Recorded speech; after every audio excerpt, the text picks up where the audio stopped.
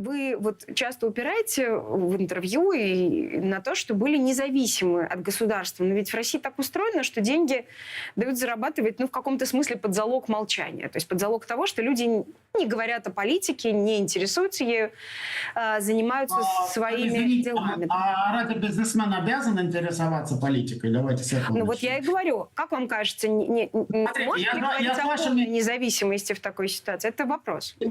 Я с вашими со всеми постулатами согласен, что власть считала, мы вам дали заработать, и вы молчите. А в моем случае это не работало, потому что они мне ничего не дали заработать. Вот. Я помню, мне Песков даже на совместном как-то распиле говорит: ну что ты все время на Путина наезжаешь? Он мне говорит: ну он же тебя, ты же богатым сделал. Я говорю: простите, Дмитрий, меня богатым вообще-то сделал Ельцин. А может быть, и даже Горбачев, тут как посмотреть. Я с 88 года стал деньги зарабатывать. Поэтому, так сказать, бывали исключения. То есть я не думаю, что Путин сделал богатым Воложа или там... Нас богатыми сделала NASDAQ, лондонская биржа, нью-йоркская биржа. И Путин тут никакого отношения в власть не Путин имеет. так считал, что он сделал, что он вам давал. Они считали, и в общем и целом не без оснований. Но все-таки были какие-то исключения в виде вот каких-то предпринимателей, которые так не являлись. Потом берем меня, там еще как там Галицкого, Воложа. Должны ли бы мы интересоваться политикой? Ну, вот это большой вопрос. Я считаю, что нет. Например, меня до сих пор политика не очень интересует. Что значит политика? Вы, например, могли бы, как человек либеральных взглядов, поддерживать какие-то либеральные движения, поддерживать активизм. Может быть, вы поддерживали его тайком просто, потому что делать это публично, по-моему, нельзя было, ну, прилетело бы, а может быть, вы делали это тайком? Как вы знаете, я, по-моему, по мне уж понятно, что я достаточно, хотя многие меня считают безумцем, но я все-таки скорее бесстрашный, чем безумец. Потому что многие считают, что я сделал, это безумство. В России есть такое, что я с ума сошел. Там еще непонятно, кто сошел. Если смотришь на интервью Мельниченко Таксеру, то, по-моему, сошел с ума он, мне кажется. Вот, но неважно. Будем считать, что я сошел с ума. Им так нравится. Но все-таки я бесстрашен, поэтому я ничего не боялся. Я не заявлял, потому что мне было неинтересно. Я иногда помогал. Кстати, если вы последние месяцы канала «Дождь», Тинькофф Банк был его спонсор. Кто бы мог делать Тинькофф Банк быть спонсором? Спросите у Наташи Синдеевой. Там конец 21-го, начало 22-го. Тинькофф Банк был спонсор «Дождя». Бесспорно. И за все вам спасибо. That's it. I mean, что, как бы, that's it. Мы там делали какие-то вещи. Помню, Собчак, которая была в опале, я ей звонил, говорю: Ксюша, приходи, мы с ней ролик сняли, как там сейф ее выпиливают. Помните, там сейф ночью, ОМОН какой-то. Мы на этом сделали такой прикол. Тинькофф Банк, храните деньги в Тинькофф Банке, не в сейфе Собчака. Я ей заплатил за это там 50 тысяч, потому что тогда казалось, что она нищая, бедная там, и так далее. Я всегда старался поддерживать. Когда Женю Чичваркина там выкинули в Лондон, спросите у Жени, кто первым ему посылал деньги первый там месяц. Он вам скажет: я его там условно, простите, содержал там и так далее. То есть, ну, содержал, может, громко сказано, я ему посылал деньги там и так далее, и так далее. Да, в этом был мой вопрос. Может быть, вы делали какие-то... Я делал, что я мог делать, но в общем и целом меня политика не интересовала. И как бы, понятно, когда там какие-то Навальные на нас находили, еще... Вот, мы там с этой же картой они на нас выходили. Мы говорили всегда: ребята, мы не хотим этим заниматься. Мы хотим миллионам людей давать классный сервис. Не хотим мы, так сказать, заниматься политикой. Я в ней мало что понимаю и до сих пор. И она мне, правда, не интересует. И я им, так сказать, не должен заниматься. Вы же простите, я понимаю, что вы, журналисты либеральные, всех нас заставляете заниматься политикой. Вовсе нет, я просто задаю вопрос. Может, не хочу. Ну, не хочу я заниматься политикой.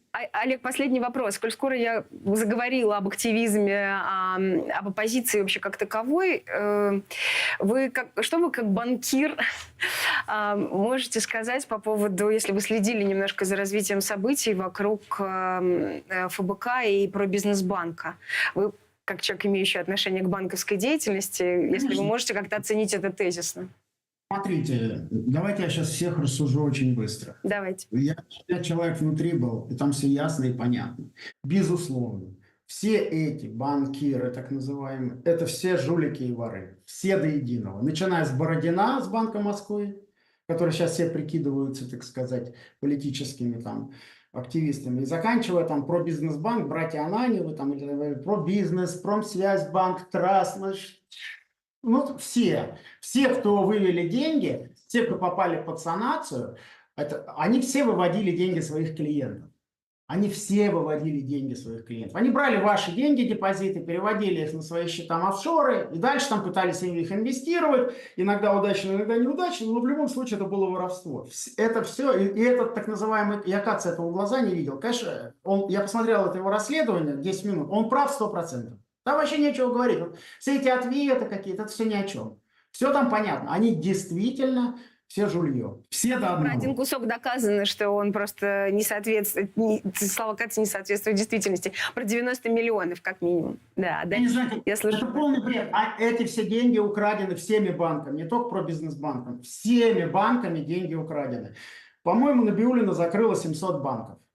Вот, из 1000, сейчас 300. Вот все 700, там либо они разорились по коммерческой несостоятельности, что, наверное, процентов там, 10, а 90 это все выводили акционеры и менеджеры деньги с депозитов на свои счета. Это все было воровство, и слава богу, там она это почистила, так сказать, и все это прекратила. А еще там мне нравится такой нарратив по типу «все это делали, и вообще это были правила игры». Простите, Тинькофф банк этого не делал. Почему мы не выводили? Я не вывел деньги своих вкладчиков. Я бы мог не за 300 миллионов продать акции, которые стоили, а с депозита взять 2 миллиарда. У нас было 10 миллиардов депозитов. Я же не вывел 10 миллиардов депозитов и не уехал, и не кричу, что я против Путина. Альфа-банк этого не делал, Совкомбанк этого не делал, Райффайзенбанк этого не делал, Сбербанк этого не делал, Юникредит и далее по списку. Не надо вот эту херню нести, что так все работали. Но это полная чушь, потому что так, да не все. Ну, вот мы этим не занимались. Сказать, и все наши коллеги, конкуренты, тот же Альфа, Совком, там, Райффайзен. Просто нельзя брать деньги с депозитов и выводить их куда-то. Это так, банк этим не занимается. Деньги должны размещаться в кредиты на территории этой же страны. А вот то, что они делали, это называется вывод. И дальше там, зачем разбираться дальше? Там какие-то частности, куда-то они уходили, приходили. Зачем это расследование на час? Первые 5 минут хватит. Деньги с депозитов банка, ваши клиентские деньги, ушли куда-то на офшоры, которые принадлежат владельцам банка. Все, that's it. Дальше ничего не надо говорить. Спасибо большое за ваши оценки. Это было мнение Олега Тинькова. Спасибо за этот разговор. Простите, по последнему вопросу, это не мое мнение, это 100% мнение. То есть все банки, которые сейчас прикидываются политическими там какими-то беженцами, они все криминальные. Это все криминальные. Все до единого, кто попал под санацию. Там нет ни одного банка, который... Я банковскую сферу знаю, которые бы, там сказать, как-то, что кого-то отобрали, какие-то СВ, какие-то ФСБшники, какой-то бред, полный бред. Ну что ж, Олег Тиньков, предприниматель, был сегодня с нами. Спасибо за этот разговор. Чао, до свидания.